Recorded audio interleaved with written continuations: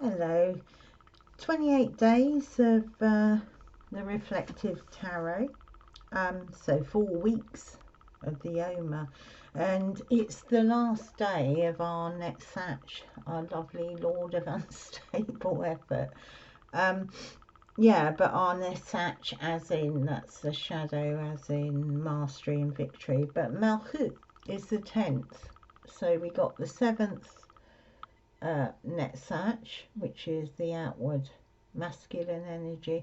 Then we got Mulchut, which is, words for it is kingdom, kingship. It's our world, the material world where we are, but it's also about sovereignty. It's about Shekinah, which is the divine feminine energy, Gaia energy. Yeah, it's about our manifestation, it's about groundedness, presence, self-possession, so everything in the world. Down in Mulchut, we have, in the court cards, we have the princesses or the pages. They, on the Kabbalah Tree of Life, they reside in Mulchut in the world. So because we've been doing the swords, I thought we'd have the Princess of Swords. I'll show you this because it's beautiful. It's from the Starman deck. It's the artist who drew for David Bowie. I can't remember his name offhand, but I love this deck. It's a beautiful deck when you're trying to do something creative, very inspirational. So yeah, the Princess of Wands here says, I call on you to live your truth, basically. So it's that energy of a young mind, you know, that inquiring young mind, but that mind that penetrates life and uncovers facts, you know, that kind of, that sort of energy. But the energy also is using that uncovering of facts to look at profound questions, you know, and like the purpose of life. So that's the court card in terms of the swords energy, Yetzirah energy, that resides in Malkuth, this world. So the swords, we have the 10 of Swords, which, you know, first of all doesn't look too good, a guy laying stabbed in the back, but obviously the 10 numerologically is ends and beginnings, because it reduces to 1, so it's ends and beginnings. So I was thinking, as I reflected, perhaps that princess energy, you know, as illuminated, has brought that energy has brought the illumination that there is a deeper meaning and purpose for life, and has used the sword to bring to death, her sword to bring to death that instability, that kind of mind of instability, you know, the self-serving kind of egoic mindset, found in the material world of Malchut. You know, and this get ahead energy, self-serving energy, that will ultimately not lead very far. So I was thinking, she's, you know, she's put to death, she's uncovered, she's speared down the ego. What's interesting is this man in the 10 of Swords, if you can see his hand signal, that's the Hierophant's blessing. It's the hand signal symbolic of the Hierophant, the Pope's blessing hand signal. Yeah, so it's blessing and benediction, so it's powerful, really powerful in a spiritual sense, that hand signal, because it's not only conferring the material blessing of sonship, and we're talking about Malchut, so if we're looking at it in spiritual terms, it's conferring spiritual sonship, that kind of belonging that in still goes on in some cultures where you know, the blessing of all the possessions are given to the eldest son. But let's hope that's changing. It's us daughters too. So it's not just that, it actually means, that benediction means a return to source, whole and intact. I thought that was really interesting. So in that sense, the Ten of Swords is like representing the death, the end of that egoic mindset. It's pinned down. But the blessing of return, like if you see in the background, the new dawn, the blessing of return is that rising sun. So that's that benediction and blessing hand signal he's doing.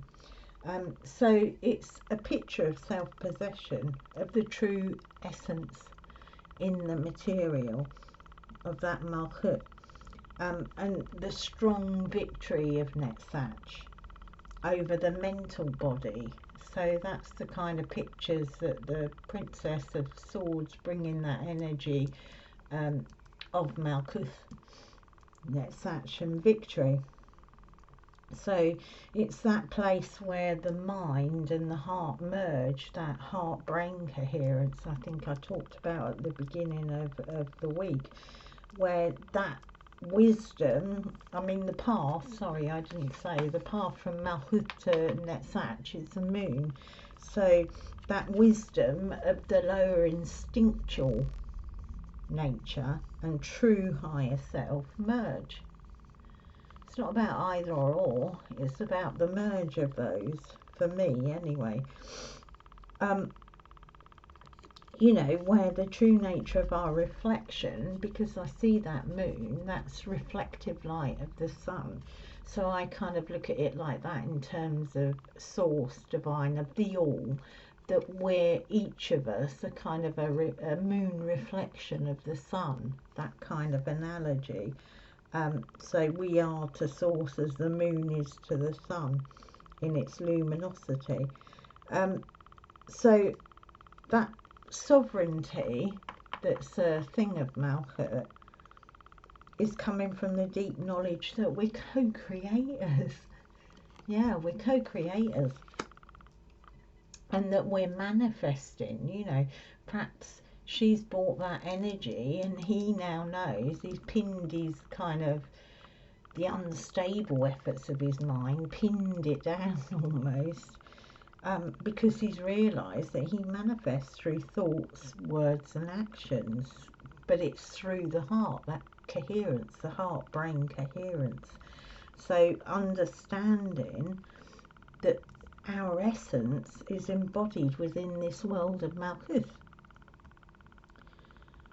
You know, that we're powerful beyond all our wildest imagination. I mean, I really believe that. I think we're moving into a time where we're discovering that, and we're going to continue to discover that power of the universe is soaring through us. There's a lot of talk about star seeds. You know, well, we're all made of, if you look at the science of it, our DNA, our actual physical natural body is made of stuff of the stars. So in that sense, we're all part of the whole, we're all part of one.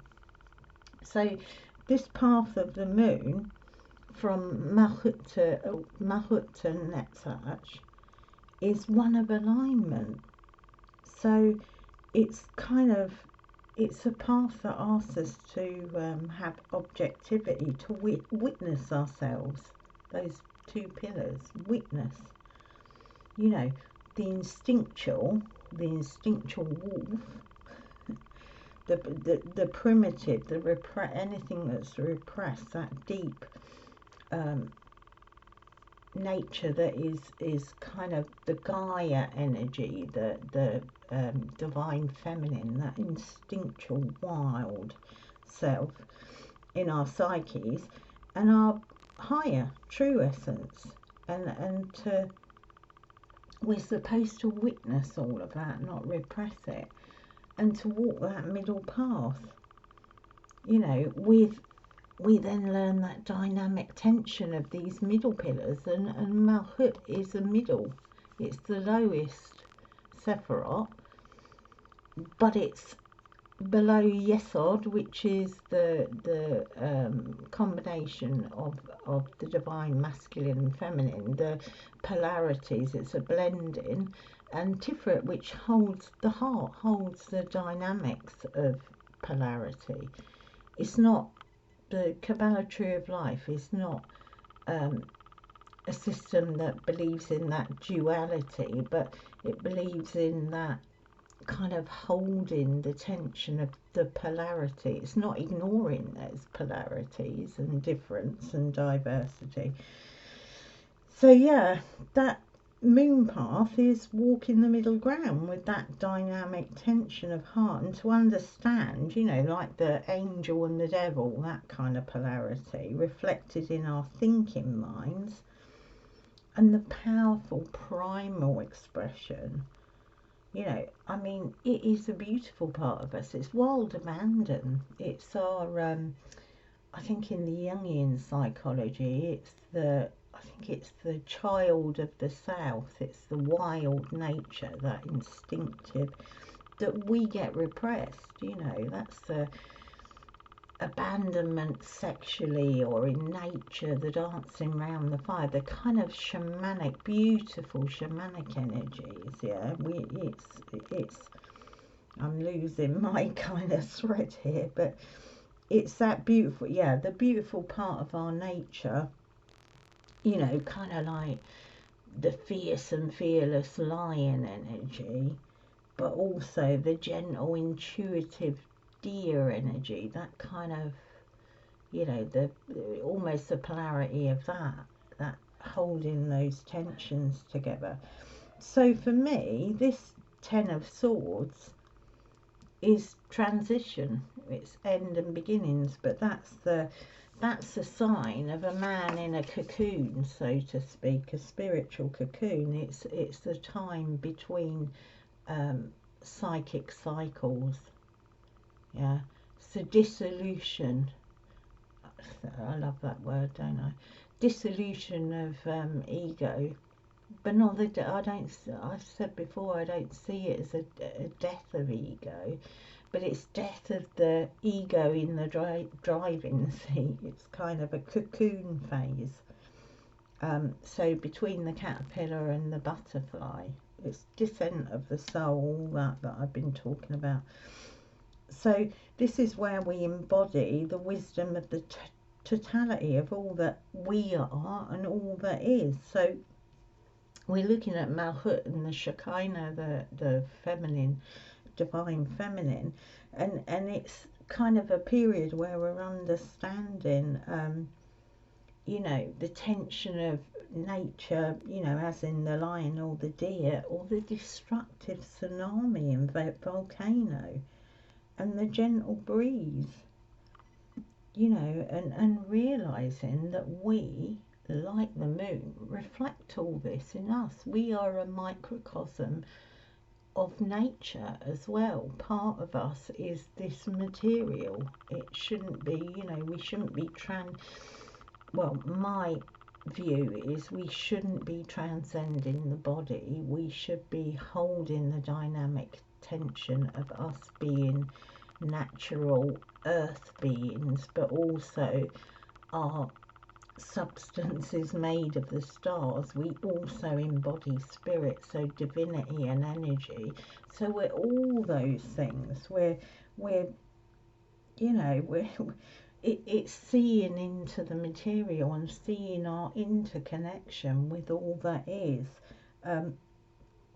So on a personal level, our experiences and relationships, you know, and the collective, the nature, the cosmos, as I said, and kind of realizing that all these things are multi-layered, multi-dimensional.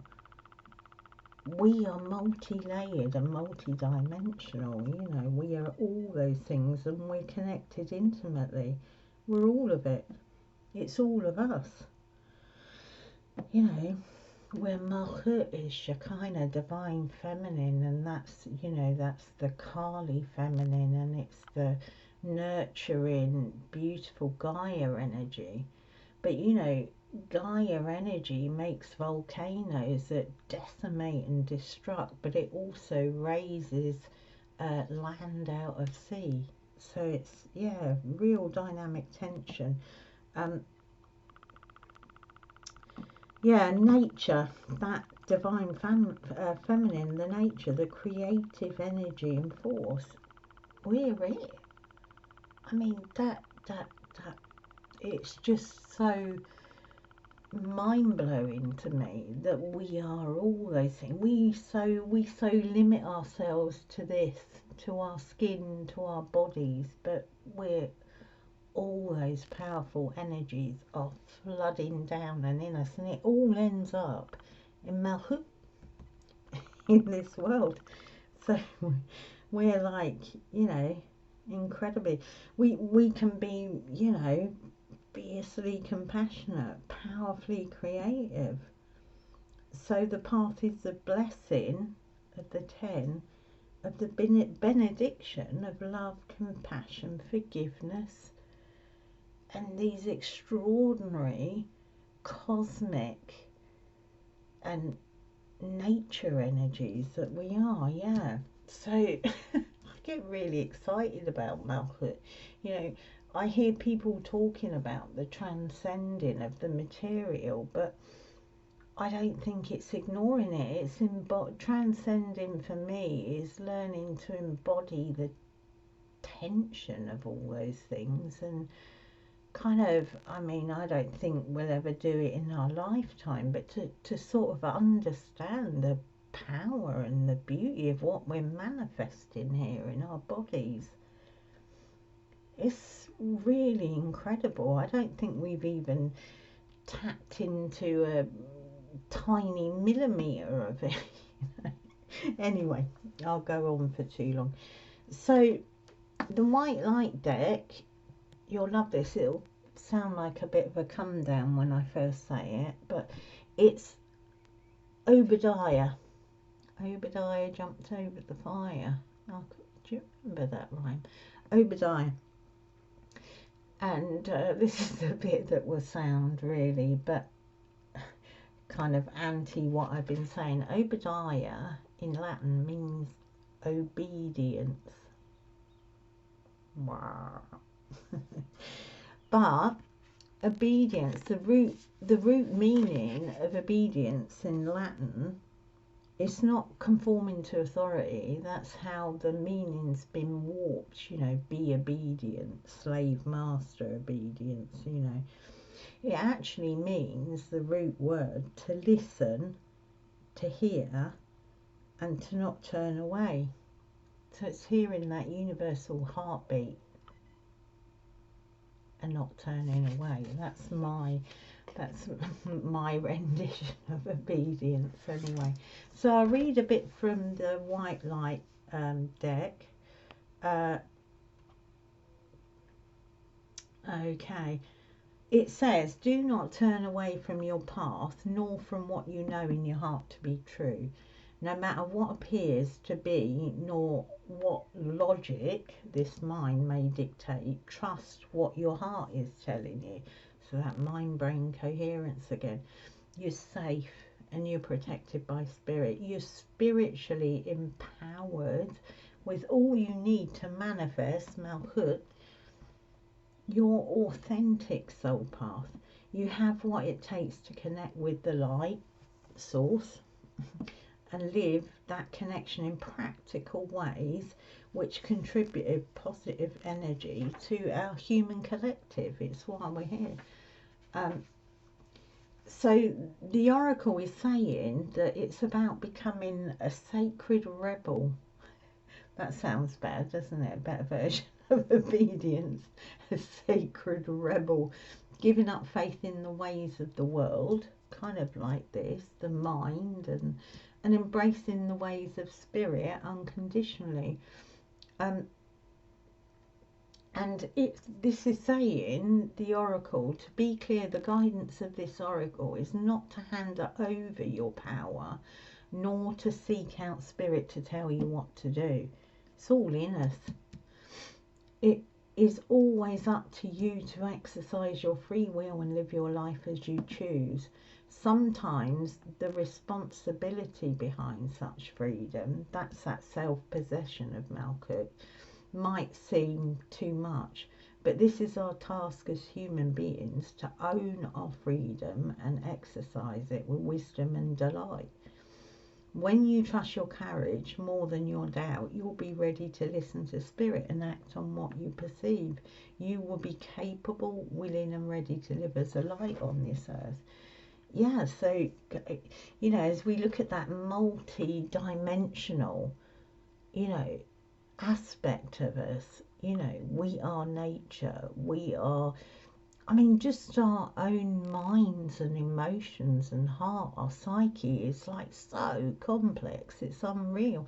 Then you go out and you look at nature and the complexity of that, with that, then look at the cosmos, with that, then look at source, with that, we're all that and none of that at the same time. We're yeah, anyway, I'm getting too excited here. I'm going to put us the chakra card. But Malkuth is embodiment of the all, not just little bits, the all. Yeah. Oh, and, you know, listen, Obadiah. Listen, hear, and take action. You know, what you see, as you see those layers peeled off, as your egoic mind gets pinned down and you start seeing, just act on it. That's our instruction. Okay, so we got here solar plexus, and we've got root chakra, which is Malkuth, and Netzach, clearly solar plexus. So let's see what spirit wants to bring. Oh, we think we've had this flexibility. Yeah, flexibility, it's that sense of having the flexibility. This is actually sacral chakra. Yeah, I put, because I thought in Malkuth, I put root, sacral and solar, because I thought it's all us, isn't it? So yeah, sacral, flexibility, having the flexibility to drop rigid mind patterns, drop egoic thinking. You know, receive the light. Sometimes it's that sense of, wow, you know, that's so huge, that's so big, how can I be all that? But yeah, just open up, be flexible, allow intuitive insight, you know, message from spirit. I mean, Netzach in Hod is channeling divine message, source message, you know. So we need to learn to be flexible to that, to bend to seeing that, you know, listen, Obadiah, listen, hear, receive. What's the actual thing? Listen, hear, and don't turn away. Be flexible, don't be rigid. Yeah, so I think that's kind of what's being said there. I'll pull us a nice elemental as we're talking about Malkuth as a message card, and see what wants to come out there. But yeah, it's pretty astounding when you look at the physical world, like the hermit does, you know, seeing the physical world, listening for messages every day. Life becomes very magical, you know, because there's so much, so many. Yeah, look, Earth. Malkuth, we got an Earth message. Visualizations will help you to heal. See your body bathed in a glow. Yeah, so we got light in both of these. The flexibility, yeah, imagination is so fantastic, you know, do those kind of contemplative imaginary things, you know, which do really expand your mind. It gives you a flexibility of mind, that visualization.